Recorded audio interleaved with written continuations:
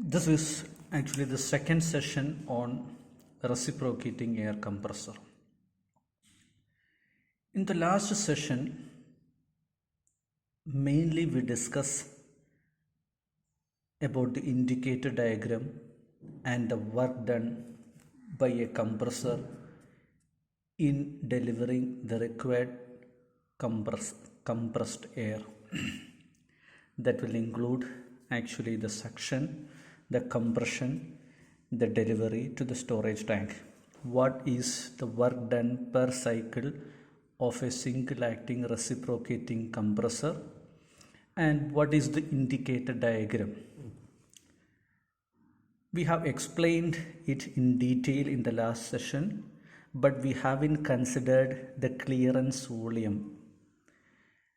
Now in this session, we will be mainly focusing on finding out the indicator diagram and the work done per cycle for a single acting reciprocating compressor, considering the clearance volume.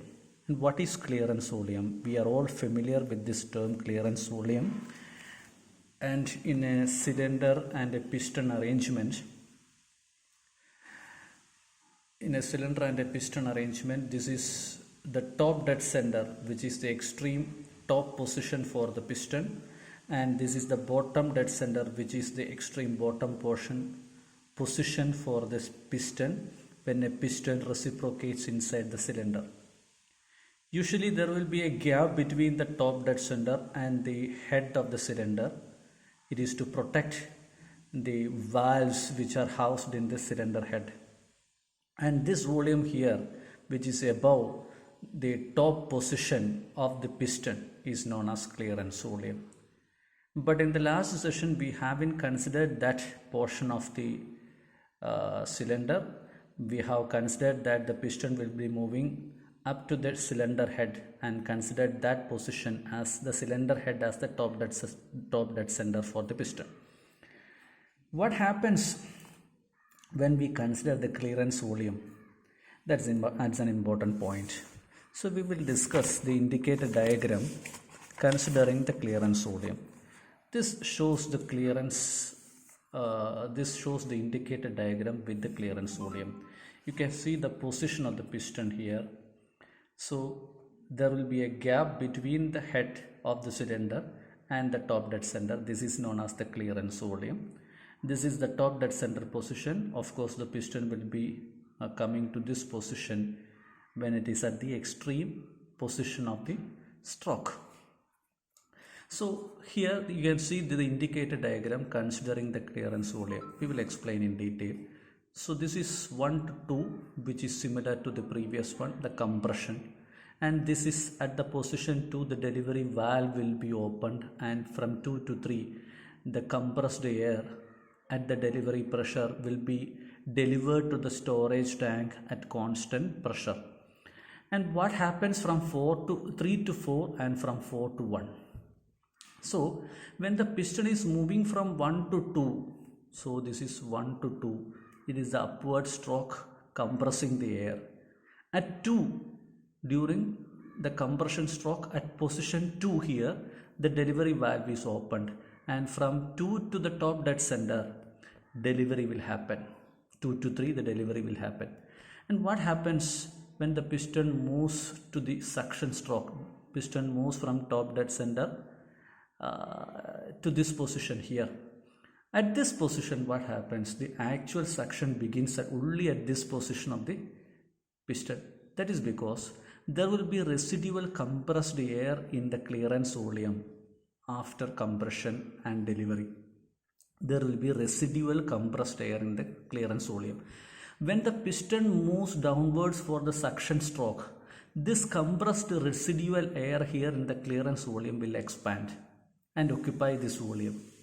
So the pressure will come down below the atmospheric pressure only at position 4. So the actual suction takes place only from 4. Although the piston starts moving downwards from top dead center, the actual suction will only happen at 4, not at 3. This is because the compressed air is occupying this volume, and as the piston moves for the suction stroke, that compressed air will expand and the pressure will down below the atmospheric only at 0.4 so as to facilitate fresh air intake. So the actual suction is from 4 to 1.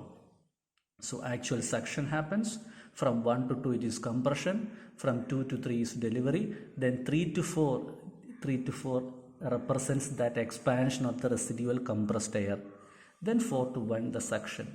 That is a cycle. So this is the effect of clearance volume in a single acting reciprocating pump. Okay, so there will be change in the indicator diagram. The point to be noted is that the actual swept volume is from V3 to V1. This is the actual swept volume from top dead center to bottom dead center, V3 to V1. So from 3 to 1. This is the actual swept volume shown here. Swept volume V1 minus V3. V1 minus V3. But the effective swept volume is only V1 minus V4. V1 minus V4. The actual swept volume is V1 minus V3. This one. From 3 to 4, 3 to 1. And the effective swept volume only this much, that is V1 minus V4. So this one. So this is the difference created by the clearance volume. So that's about the work done without clearance volume. Then what is clearance volume? The indicator diagram with clearance volume. And now we will move on to work done. What is the work done considering the clearance volume? We have discussed that the work done without clearance volume is what was that? The work done without clearance volume, we have already explained that is this one. N by n minus 1, P1 V1, P2 by P1 the all raised to n minus 1 by n minus 1. This is the work done without the clearance volume. This was the area. This was the area. So this area here plus the area and for compressing from 1 to 2, this area under this curve minus this rectangle will give you this area, which is the area of the indicator diagram, which represents the work done without clearance volume. So this area for delivery, the work done during delivery, this area which represents the movement of the piston from 1 to 2 compressing the air, and this area which is the work done for suction. So these two areas minus this area will give you the area of the cycle. So the indicator diagram, that area, that work done is equal to n by n minus 1, P1 V1, P2 by P1 the all raised to n minus 1 by n minus 1. That was the work done, where P2 by P1 is the pressure ratio. Now we have shown that the indicator diagram has changed to this one. This is the indicator diagram now. 4 to 1 is the suction, 1 to 2 compression, and 2 to 3 delivery, 3 to 4 the expansion of the residual compressed air. So what will be the area of the indicator diagram? The area of this diagram will give you the work done by this reciprocating compressor in giving us the required compressed air at delivery pressure. So it includes the work done for suction, it includes the work done for the compression stroke, it includes the work done for delivery, it also includes the expansion of the compressed air. So the total work done will be this much area, this area minus this area, isn't it? The area 1, 2, A, B, the area here.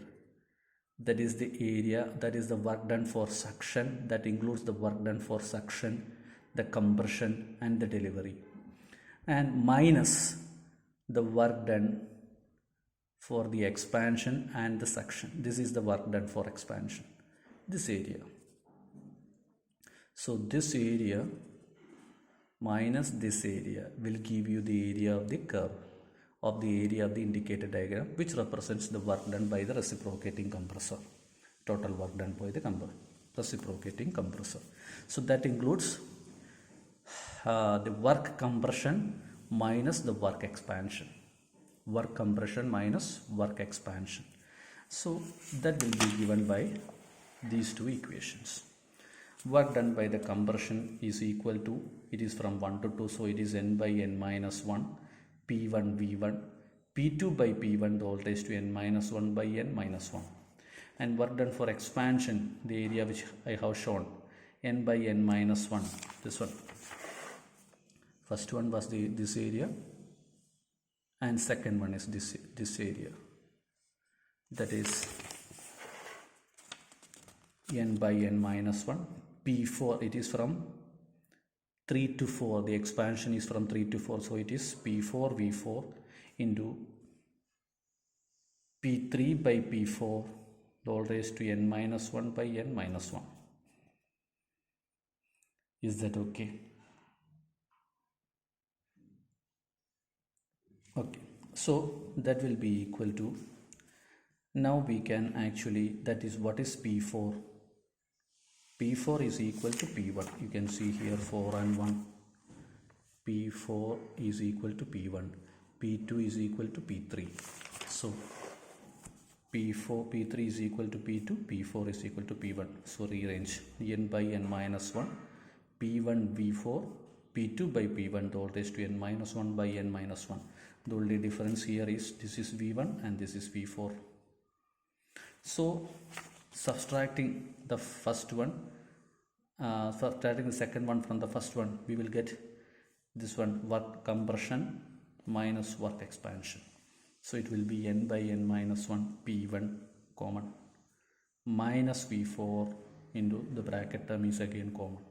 So W is equal to n by n minus 1 P1 into V1 minus V4 P2 by P1 the whole raised to n minus 1 by n minus 1. So you can see here the difference is V1 minus V4. Instead of V1, it is V1 minus V4. V1 minus V4 is the effective suction here. You can see V1. This is V1 minus V4. So this is that area or volume. That is the effective suction volume. The effective suction volume. That is the difference given. So V1 minus V4 is the actual volume of air delivered per cycle. It is called effective volume. We will come to free air delivery. What was free air delivery? We have already discussed what is free air delivery.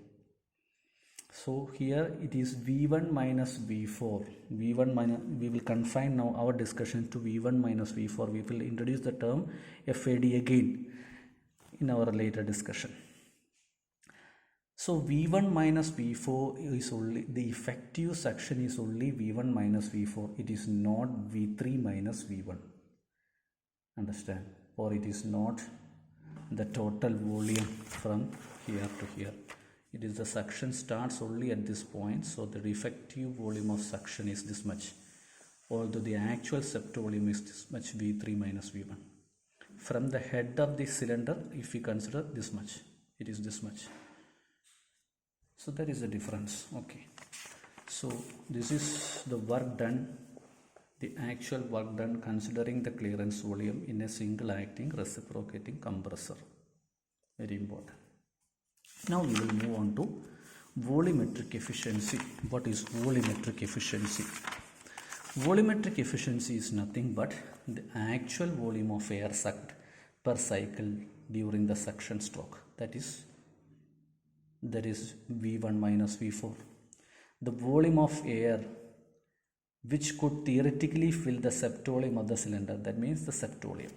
So the actual volume sucked in divided by the actual sept volume or the theoretical sept volume, that is from top dead center to bottom dead center movement. So that means it is actually equal to, volumetric efficiency is actually equal to the effective sept volume this much and the actual sept volume this much. This is the effective sept volume but the actual sucked volume is this much. Although the piston is moving from this point to this point, the air is sucked in only from this point, starts only from this point. So the effective sucked volume minus or divided by actual sucked volume, that is equal to V1 minus V4 by Vs. What is Vs? Vs is this much. Vs is this much. Actual Vs is this much. That is equal to V1. This is V1 minus Vc. This is Vc, clearance volume. So this volume here, the actual sucked volume is equal to V1 minus Vc, clearance volume. So V1 by V4, the effective sucked volume, divided by actual sucked volume, Vs is equal to V1 minus Vc. So that is the volumetric efficiency. So we will look on to this one. We will have to rearrange to get into a particular term, that is volumetric efficiency is equal to V1 minus V4 by V1 minus Vc from here again. And what is V1? V1 is equal to Vs plus Vc. V1 is equal to Vc plus Vs. This is Vs and this is Vc. So this is V1.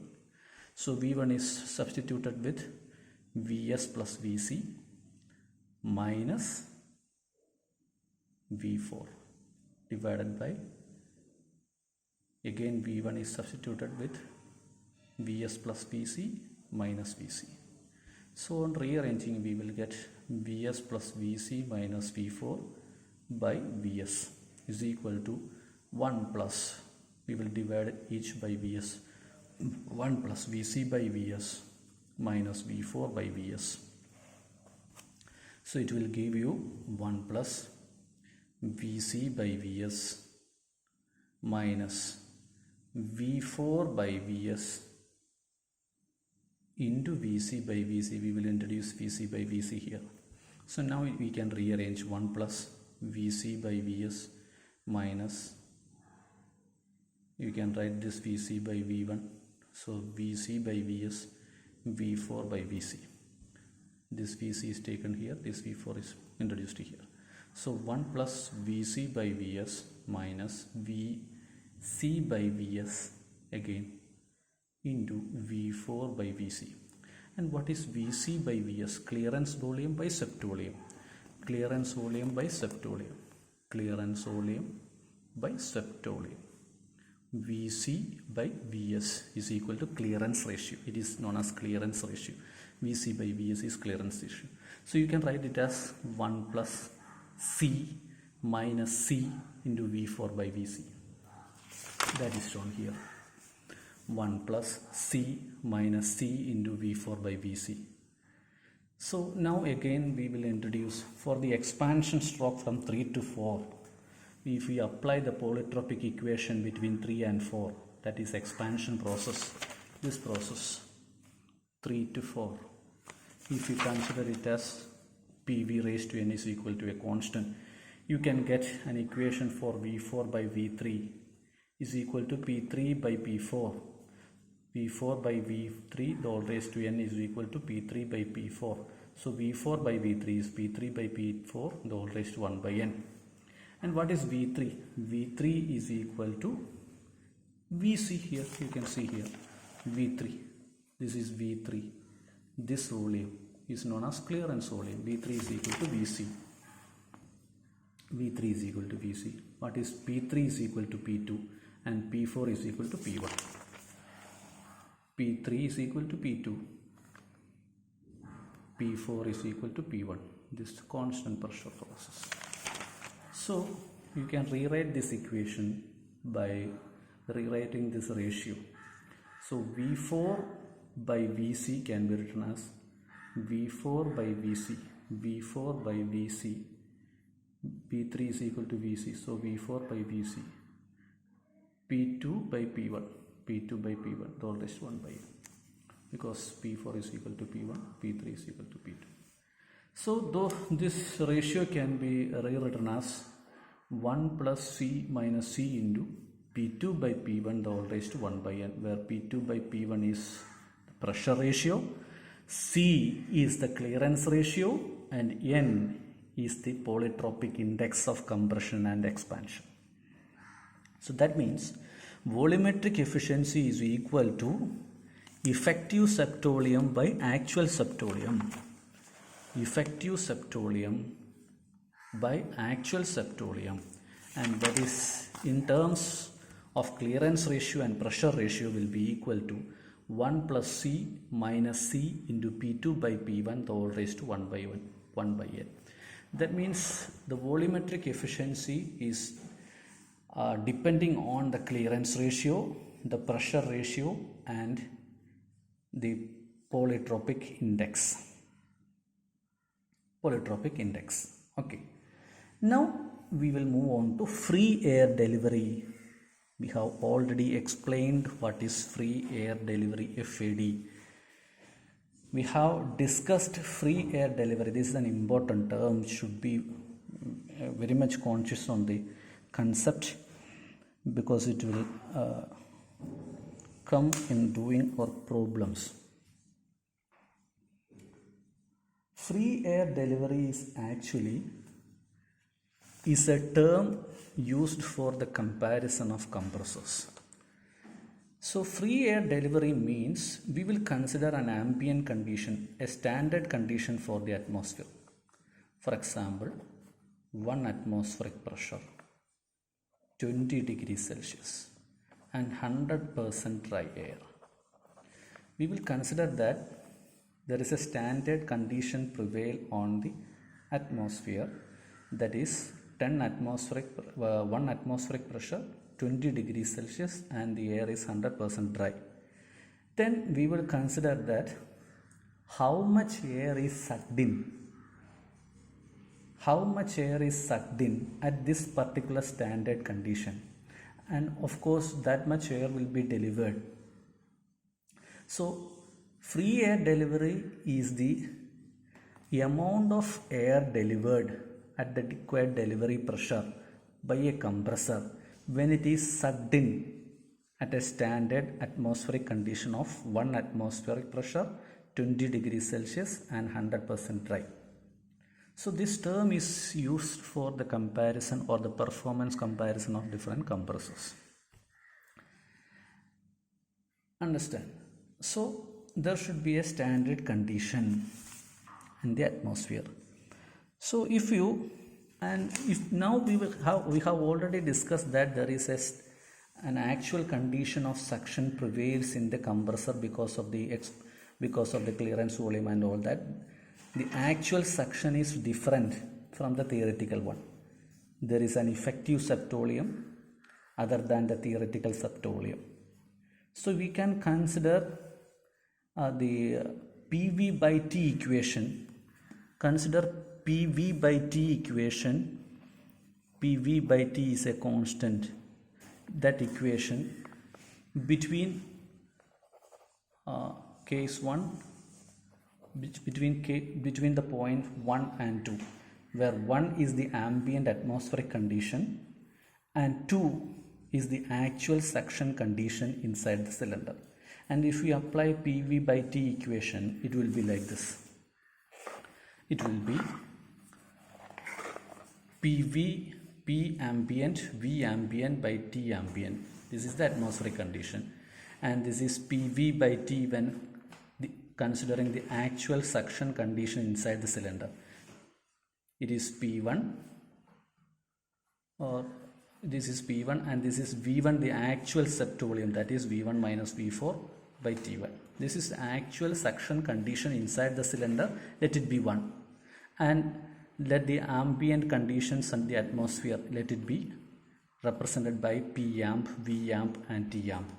When we apply the ambient condition and the actual suction condition inside the cylinder, when we consider these 2 points, and when we apply the ideal gas equation, PV by T is a constant. It will be like this: P amp V amp by T amp at atmospheric condition will be equal to P1 into the actual septolium divided by T1. Let it be the actual condition inside the cylinder. So that will be equal to V amp is equal to, then rearranging you will get it like this: P1 T amp by P amp T1 into V1 minus V4. So this V amp, the volume of air actually sucked in from the atmosphere, is known as FAD. That is FAD. So it will be equal to, V amp will be equal to P1 T amp by P amp T1 into V1 minus V4 from the previous equation. Now, what is actually volumetric efficiency? We have discussed that volumetric efficiency is nothing but effective septolium by actual septolium. So in terms of FAD, what it will be? It will be equal to the ambient volume. This is the effective septolium, the effective V amp by Vs. The actual volume of ambient air taken in, that is V amp. V amp by Vs, that is, in terms of FAD, volumetric efficiency is equal to V amp by Vs. So what is V amp? We have already got it here. So V amp by Vs is equal to FAD by Vs. Okay, FAD by Vs is equal to, FAD is equal to P1 into T amp by T1 into T amp is into, this is we will substitute for FAD here. This is FAD. FAD is P1 T amp by P amp T1 into V1 minus V4, that is written here, divided by V1 minus Vc. V1 minus Vc, the actual septolium. So this term divided by Vs. So that is V1 minus V4 by V1 minus Vc. This is the volumetric efficiency at actual suction condition. At actual suction condition, it is V1 minus V4 by V1 minus Vc. It is equal to 1 plus C minus C into P2 by P1 the whole raised to 1 by N, which we have proved already. So the volumetric efficiency considering FAD, the ambient condition, it will be equal to P1 T amp by T1 minus T amp. This V1 minus V4, okay, P1 minus P2. So this is the volumetric efficiency for FAD. That is P1 into T amp by T1 into P amp. This is V1 minus V4 by V1 minus Vc is this much. So you can substitute it here. So volumetric efficiency for actual suction condition is this one, and volumetric efficiency considering the ambient air FAD is this much. So that is an important thing to be remembered. If you are given with the ambient conditions, then you have to go for the volumetric efficiency with the ambient condition. Or if you are not given with the ambient conditions, you can take it as the real actual consideration inside the suction what is happening, then you can use this formula. That is the volumetric efficiency with actual suction condition. And if you are given with the ambient conditions, you have to go for this equation, volumetric efficiency with FAD. Okay, that is about. So we have discussed what is clearance volume, what is clearance ratio, what is the indicator diagram with clearance volume, what is the work done with clearance volume, what is volumetric efficiency with actual condition and with ambient condition. Now this is about single acting reciprocating compressor. And what are the limitations of a single acting reciprocating compressor? The single acting reciprocating compressor has got certain limitations. So to explain that, we now know that the volumetric efficiency is directly depending on the clearance volume, the pressure ratio and the polytropic index of expansion. Okay, So what happens? Higher the delivery pressure, the volumetric efficiency will be more. Higher the clearance volume, the volumetric efficiency will be more. Is that? So what happens when the pressure ratio, is small? When the pressure ratio is high, P2 by P1 is high, means delivery pressure will be high. When the delivery pressure is small, what happens? The temperature increases. When the compression ratio increases, P2 will increase. As compression increases, temperature also will increase. And what happens when temperature increases? The volume of the specific volume of the air tends to increase. When the temperature increases, the volume tends to increase. So more work is required to compress the air. That we have already discussed when we discussed the isothermal efficiency and all in the last session. So when the pressure increases, the temperature also increases. As the temperature increases, the specific volume of air also increases. So more work is required to compress the air. So that happens when pressure ratio increases. Again, when the delivery pressure increases, the compressed greater will be the expansion of the residual compressed air in the clearance volume. When the compression of air increases during the second stroke, the residual air in the clearance volume will also expand more. It will reduces the effective suction volume. 0.4 here, the 0.4 will move further towards right. The 0.4 here, when the expansion of the air, residual air increases, this 0.4 moves further towards right. That will again reduce the effective suction. That will reduce the volume of air sucked in. Again, when the pressure ratio increases, there are design problems, balancing problems. The size of the cylinder should be more, it should be more compact, strong, etc.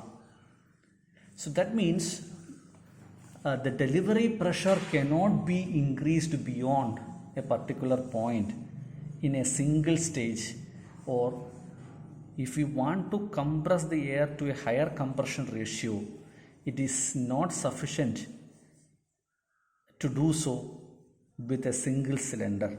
We have to go for more cylinders, that means more stages.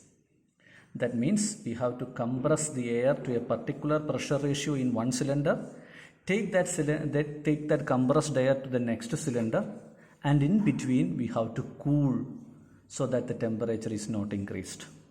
So that means that is known as a multi-stage compressor. You can see here the working of a multi-stage compressor. That means this is a two-stage compressor, two cylinders are there. The delivery pressure P3 is achieved in two stages. First of all, air is taken into a particular cylinder. The pressure is P1 and temperature is T1. Then after compression, the pressure is P2, the temperature is T2. So the pressure ratio is P2 by P1. Then an intercooler is placed, a water or air cooled intercooler is there, and that air is passed through this intercooler so that the temperature is actually reduced to the T1. This is known as perfect intercooling. When the temperature T2 is reduced to T1 before the next stage, it is known as perfect intercooling. So the pressure P2 will be remained and temperature will be reduced to T1. Then again it will move on to another cylinder. It is compressed again to a pressure P3 so that the pressure ratio is P3 by P2. And if more stages are required, we can have more intercoolers in between. Okay. That is about the working of a two-stage air compressor.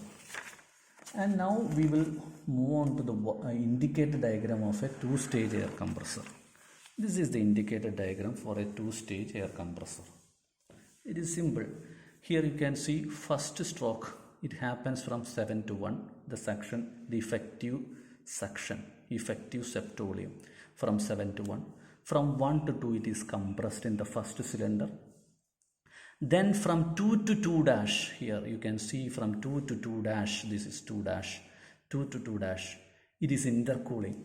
The pressure is maintained at P2, but the temperature is reduced to T1. That is perfect intercooling. The pressure and temperature will move on to P2 and T2 here, but maintaining the pressure at constant pressure, the process is cooling, intercooling. The temperature is reduced from T2 to T dash. Then it is sucked in from 5 to 2. It shows the sucking process from 5 to 2. At point 2, 2 dash, it is again compressed by the second cylinder. From 2 dash to 3 it represents, 2 dash to 3 it represents the compression in the second cylinder. So the pressure will raise to P3 and temperature is at T3. And the delivery will happen from 3 to 4.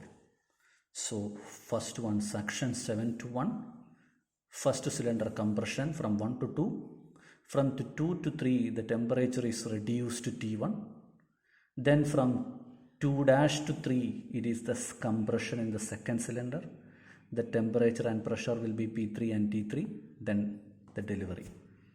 So of course 4 to 5 represents the expansion of the air in the second cylinder, and 6 to 7 represents the expansion of the residual compressed air in the first cylinder. So that is the indicator diagram. The shaded portion here represents the work saved by the intercooler. If there was no intercooler, the temperature will be, the point will be here itself, P2, T2, then it will be compressed to this point. But as there is an intercooler, the temperature is reduced to T1 and then compressed. So this area here in the shaded area will represent the work that saved by the intercooler in between the first and second stages. If more stages are there, more stages can be shown in the indicator diagram also. So what will be the total work done by this indicator diagram? The work done in the first compressor plus the first done in the second cylinder, work done in the first cylinder plus work done in the second cylinder. So what will be the work done in the first cylinder? It will be n by n minus 1 P1 V1 minus V7, V1 minus V7, the effective suction stroke, plus P2 by P1 the whole raised to n minus 1 by n minus 1. The high pressure work done in the second cylinder, the high pressure cylinder, it is equal to n by n minus 1. Here you can see it is P2, P2 and V2 dash minus V5. This is the effective suction stroke, V2 dash minus V5 into P3 by P2 the whole raised to n minus 1 by n minus 1. Okay, this is the two work done. We can again rearrange these work done. That is, we can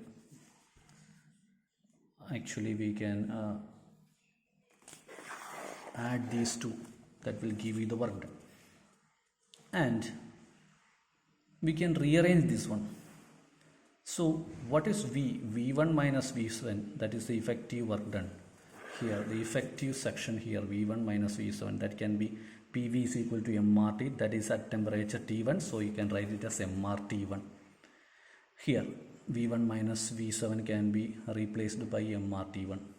And what is here? V2 dash minus V5, this one, V2 dash minus V5, that is MR, the temperature here. The temperature here is actually T2 dash. T2 dash should be same as T1. By intercooler, what actually we are doing is the temperature T2 is reduced to T2 dash. T2 dash is equal to T1. That is perfect intercooling. So that means this V2 dash minus V5 can also be written as MRT2 dash, which is equal to MRT1. So what happens? These two terms are equal. So that will be equal to n by n minus 1 MRT1, P2 by P1 the whole raised to n minus 1 by n plus P3 by P2 to the whole raised to n minus 1 by n minus 2. So adding these two work done in the two cylinders, we will get the total work done by the two-stage reciprocating compressor for giving us the required compressor in the required delivery pressure. Okay, one more topic is there, that is the condition for minimum work required for a two-stage compressor. So we have already discussed this is the work done by a two-stage compressor, and what is the condition for minimum work required? The minimum requirement is that the total power input required to a two-stage air compressor with perfect or complete intercooling. That is, we have considered that the intercooling is perfect. That means here the temperature T2 is reduced to T dash, which is equal to T1. Before entering into the second cylinder, the temperature is reduced to T1, that is known as perfect intercooling. If that is the case, what will be the minimum work? That is given by, if the suction pressure is P1, if the suction temperature is T1, and if the delivery pressure is P2 or P3 here, for two stage it is P3, then the intermediate pressure P2 influences the work. So for a given suction pressure P1 and a suction temperature T1 and delivery pressure P3, what should be the intermediate pressure P2 so that the work is minimum? That can be found out by dW by dP2 is equal to 0. Differentiate W in terms of P2 and equate to 0. So that is a mathematical process that you can actually refer to the text. This simple mathematics in rearranging all the terms, and after that we will get it like this. We will get it as P2 square is equal to P1 into P3. That means P2 into P2, P2 square means P2 into P2 is equal to P1 into P3. So we can rearrange this as P2 by P1. P2 by P1 is equal to P3 by P2. So this is an important relation. P2 by P1 is equal to P3 by P2. What is P2 by P1? It is the pressure ratio of the first cylinder, P2 by P1. It should be equal to P3 by P2. So that means the pressure ratio achieved in each of the stages should be equal. Then the work will be minimum. That is P2 by P1 is equal to P3 by P2. This will happen only if intercooling is perfect. So work done for a given suction pressure P1, suction temperature T1 and delivery pressure P3 will depend on the intermediate pressure P2, and if the intercooling is perfect, the work will be minimum when P2 by P1 is equal to P3 by P2. That means the pressure ratio in first stage is equal to pressure ratio in second stage. And how many stages are there? In all the stages, this relation should be maintained so that the work done by the compressor in delivering at required delivery pressure is minimum. So by this we are winding up this reciprocating compressor. The important topics have been covered. Now we can, if possible, we will discuss problems in another session, or we will move on to another topic. Thank you.